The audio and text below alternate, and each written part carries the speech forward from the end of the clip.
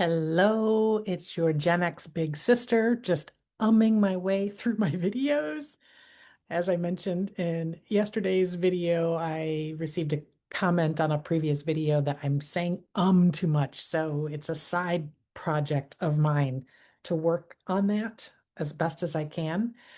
I don't use scripts and I don't really use notes for these videos. As I've been working on my ums, I'm trying to maybe keep some bullets, see if that helps me at all in terms of not filling in in between. Today, I want to talk about the fact that I have currently over 150 women who have raised their hand and signed up for our Gen X Women Rising virtual coffee chats. Let me back up a little bit. These are over 150 women who are interested in meeting each other live. How did this happen? On Threads, there is a current shift in the algorithm, at least from my perspective. It's been going on for a little over a month, where Gen X women and midlife women are flooding the feed in Threads. Their posts are going viral. I had a post go viral when I don't have a lot of followers on Threads, and then I continued to have posts randomly going viral and connecting with other Gen X women because that's what my posts were about. We talked about things like friendships. We talked about, how difficult are friends and finding new friends at our age. How satisfied are we with the quality of the friendships that we have right now? And there was various degrees of contentment with that, and a lot of lighthearted posts and threads, childhood memories, first jobs. We've talked about menopause. We've talked about being childless and childless not by choice and child free. I've talked about all of that. And I'm seeing a lot of women in my age range having similar conversations, lots of different topics, but getting tons of engagement. If you've been on Instagram for a while, you know that it's hard to get engagement there recently. On Threads, the engagement is just phenomenal. Like, women are just sharing their stories, they're sharing their thoughts, and they're connecting with each other, and they're really building each other up, and we're supporting each other. So there was all this goodness going on, and I was really getting a kick out of all the stories I was hearing.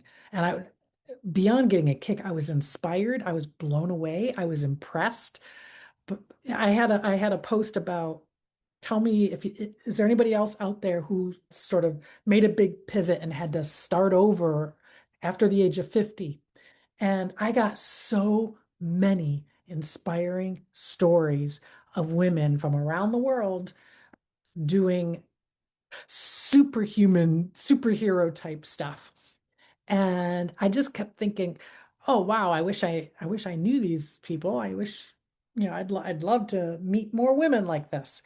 And so I casually put it out there on who would be interested in getting together for a virtual coffee chat. Raise your hand, I'll send you a Zoom link. So I did that, and I got a few responses, and I got a handful of people to sign up. And I actually ended up having two different calls. One was more of like a coffee chat, and the other one was about my podcast. Like, are there any Gen X women who'd like to share their stories on my Blueprint Breakers podcast? And I got a lot more signed up on that. And so I held those first two sessions, and the coffee chat ended up being me and this other amazing woman, Sarah. And we just had a really, really great conversation, and just we were able to like share about our lives and what's going on and what's important for us right now. And I asked her, I go, do you think we should try to do this again? And she was like, absolutely. Let's keep in touch. And she offered to help out and all this. So I was really jazzed to keep it going. And then I had the other call with the people, the women who want to share their stories and do roundtable sessions with me on my Blueprint Breakers podcast. And we went deep. There was a little over a dozen women that showed up for that, and they went deep into their stories. And again, it was not only inspiring and validating, but the power of the connection, just the energy, it just gave me hope. It's probably why I'm feeling hopeful about 2026. Really. So I decided I was going to give it another go. So I put it out there on Threads again. I said, "Hey, just had my first couple sessions of doing this. Here's some of the amazing things that came about as a result. We're going to do more. If you want to be added to the invite list, let me know. Just say you're interested, and I will send you the invite link." And that's when I had over 150 women respond. Now, that post went viral, like right now, well, viral to me. It's at like 14, 15,000 views. Some of my other viral posts were 60, 70,000, but this one got a lot more traction. And so we have all these women invited. So here's what I've done. Done a couple things. First, to the women who had signed up to a certain point, like I sent out a quick little poll of days and times, what works best for you. And I'm currently, as we speak, in the process of going through that poll to figure out what would be a good time to do this and how often should we do it? Weekly, every other week, once a month, whatever. So I'm working through that. And then the next thing, as soon as I have that, I'm gonna set some up and schedule them and send out the invitations. Now, you might be thinking, how the heck are you gonna have a coffee chat with 150 women? That would be interesting. We'll definitely be using the breakout rooms within Zoom, so it's in like smaller groups. And so my thoughts around that is, okay, well, that could either be just really cool and fun, or it could be like really awkward and not what we wanted. Because I think what we want is we want to have some really cool conversation.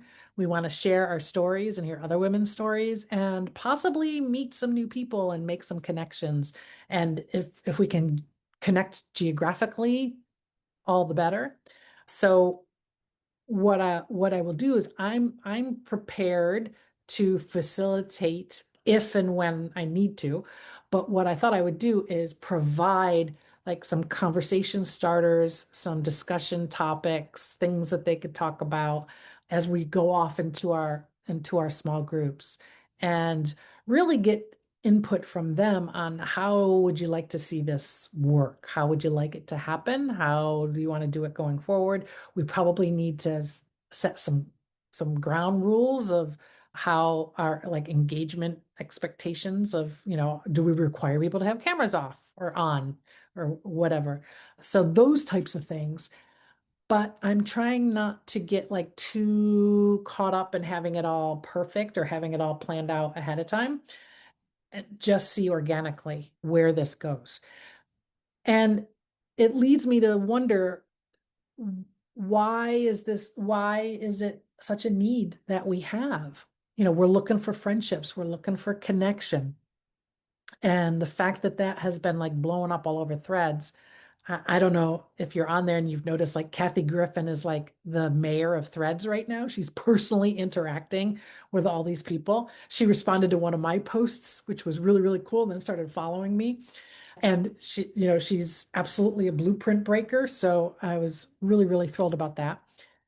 But clearly, we have a need to connect. We have a need to reminisce happily. We have a need to bond over our shared history and our shared experiences.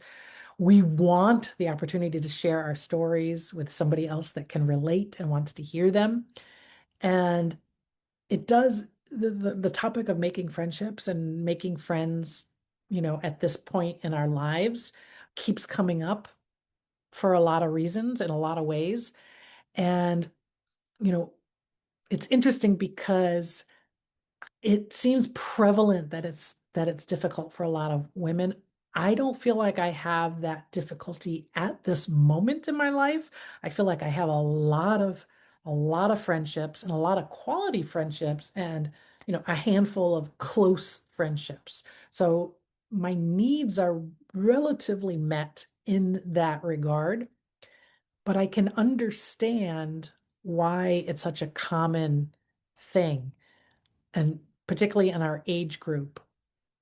Women our age have a ton of responsibility on their plate. They're either like eyeballs deep into their career and their family, sometimes taking care of their parents and their kids. So they don't necessarily have the time to nurture additional relationships. And it does take nurturing.